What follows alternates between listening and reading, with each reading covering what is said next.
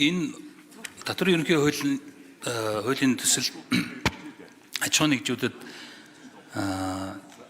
хэрэгтэй нэг заалт орсон байгаа. Татвар төлөх үүрэг бол үндсэн хуулиараа одоо заавал үл маргах журмаар одоо төлөх ийм үүрэгтэй байгаа. Гэхдээ одоо аж ахуй бизнесийн үйл ажиллагааны шалтгаалаад татварын өрөөд үүсдэг. Энэ өртөө холбоотойгоор татварын байгууллага бол үл маргах журмаар энэ татварын өрийг барагдуул гарах хэмжээнүүд авдаг байсныг бизнесийн үйл ажиллагааны тасалдлыг багасгах үүднээс энэ орлогыг нь орж ирсэн орлогыг нь дансанд орж ирсэн орлогыг нь татварын өрөнд суудгаж авдаг байсан хэмжээгээ багасгаж байгаа. Тэгэхээр аж ахуйн нэгжүүдэд татварын орлогын 30%-ийг үйл ажиллагаанд зарцуулах ийм болцоо боломжуудыг олгож байгаа. Тэгэхээр аж ахуйн нэгжүүд бас энэ зүйл залтуудыг бас мэдээсэй гэдэг үүднээс бас энэ үгийг хэлж байгаа. Тэгээд энэ татварын ерөнхий хуулийн хэрэгжих залтууд бол энэ саяын 63-ийн 2 дахь заалтаас бусад заалтууд нь 27 оны 1 сарын 1-ээс хэрэгжих юм. Тэгэхээр